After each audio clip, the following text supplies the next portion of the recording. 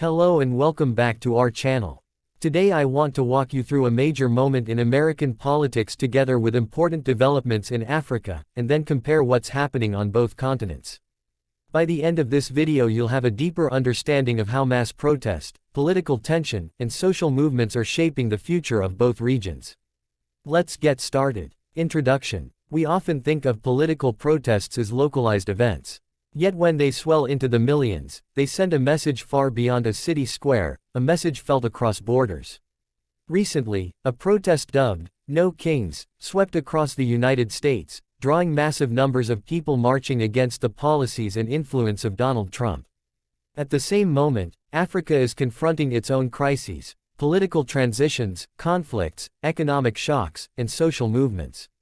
Though separated by oceans, both regions are living chapters of a broader global story, the clash between power and protest, between legacy political systems and demands for change.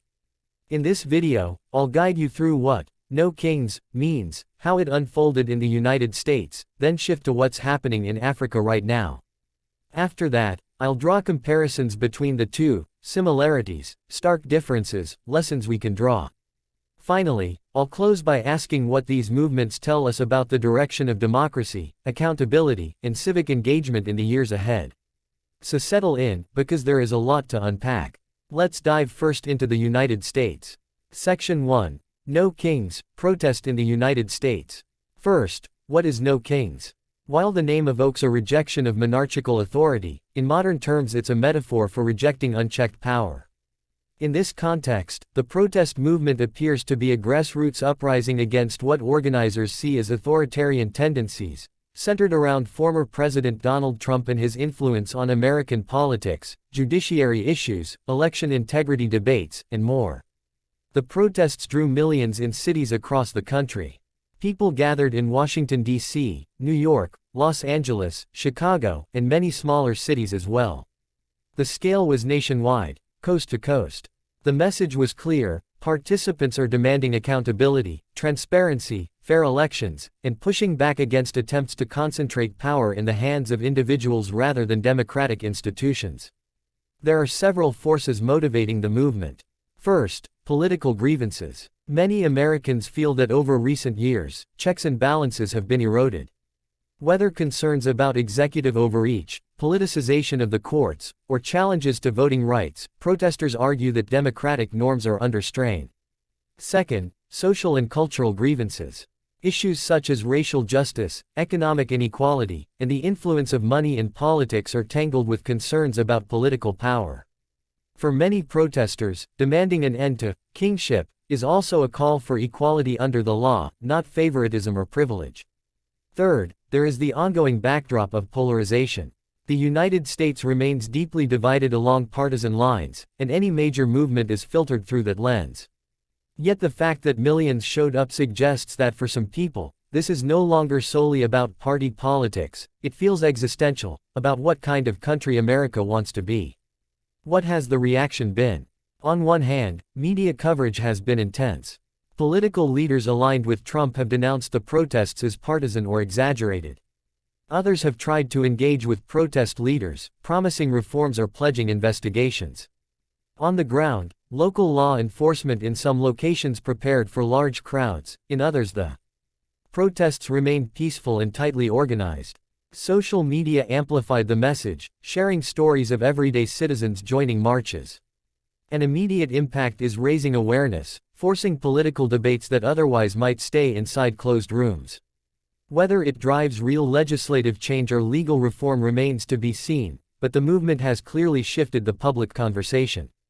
Going forward, several questions loom. Will "No Kings" translate into votes, into policy changes?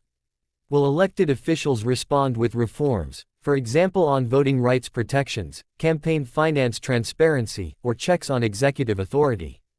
Will later elections reflect the sentiment visible on the streets today? Section 2. Current affairs in Africa. Now let us turn our attention to Africa. While the United States grapples with protests and questions of democratic legitimacy, Africa continues to face its own set of political, economic, and social dynamics. I'll highlight a few of the key developments.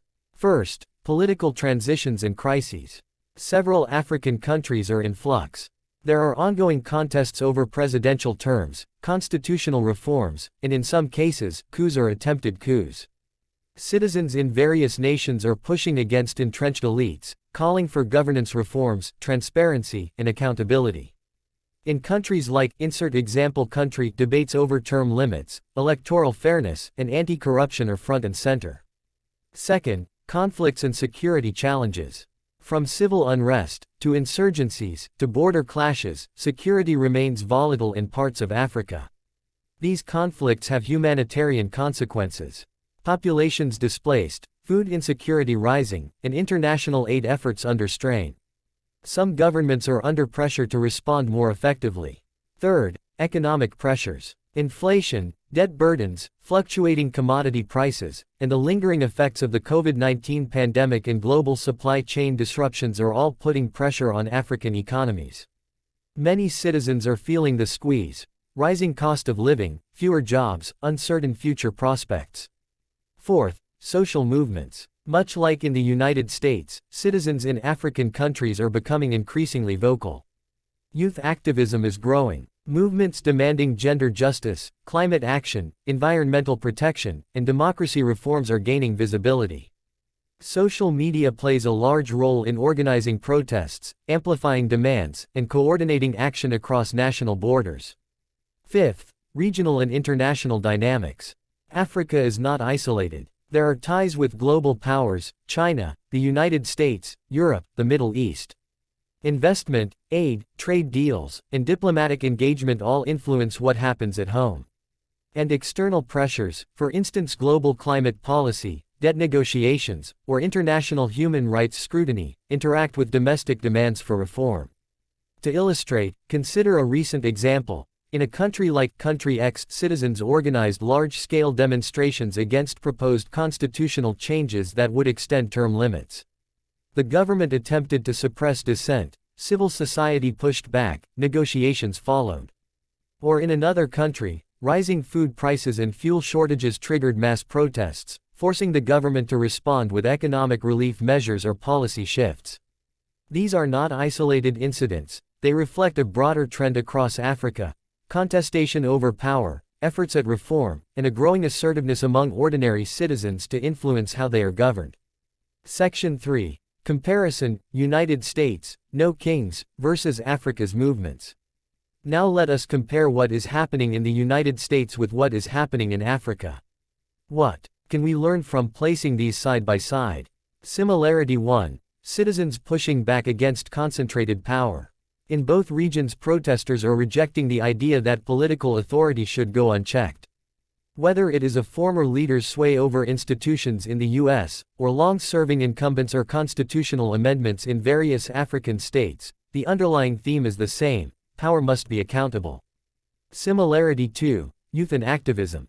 In both places, younger generations are heavily involved. They use digital tools, social media, grassroots organizing.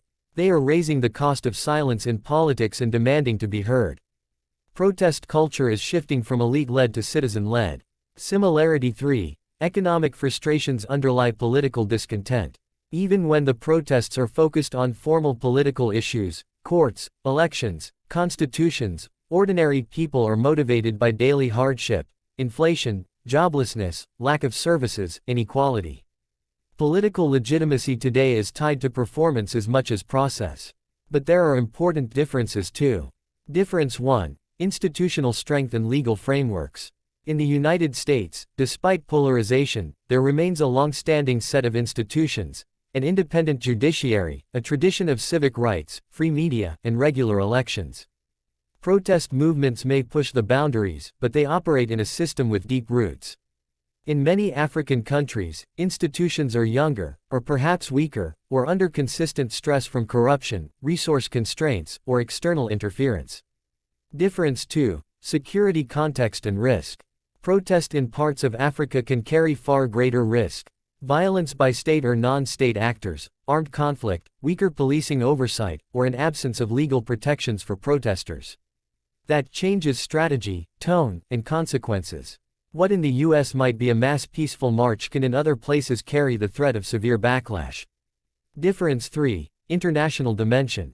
African governments frequently interact with external lenders, donors, multinational corporations, and foreign governments whose policies can constrain or shape domestic options. That external leverage may slow or accelerate reform in ways that are more muted in the U.S. context. In the United States, although international scrutiny exists, it is less of a direct lever over domestic policy decisions. Difference 4. Media environment. In the U.S. there is broad media diversity, though polarized. Protesters can often afford visibility through many channels. In parts of Africa, state media may still dominate, or censorship may limit open dissent.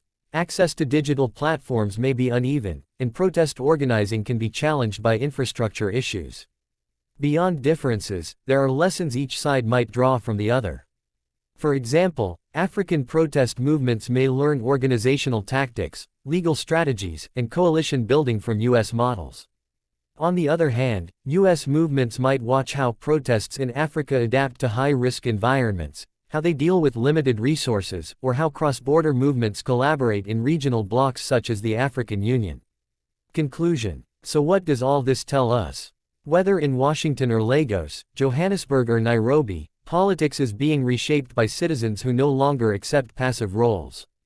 The "No Kings" protest in America may have sparked headlines. But the deeper story is global. People everywhere are rethinking what leadership means, how power should be wielded, and what accountability looks like in a digital century. If protests continue to strengthen civic voice, and if governments respond with genuine reform rather than repression, then we may see a turning point in how democracies function. But that is not guaranteed. Political inertia, entrenched interests, security threats, and international pressures remain powerful counterweights. For viewers watching this video, the question now becomes, will you follow the story beyond the headlines? Will you ask what reforms are being proposed in your country? Will you participate, even in small ways, in civic dialogue or activism? Because ultimately democracy is lived not just in big marches but in everyday voices, choices, and accountability. Thank you for watching. If you found this video useful, please like, subscribe, share your thoughts in the comments. What do you think is next for protest movements in the US and Africa? I look forward to your questions and discussion. See you next time.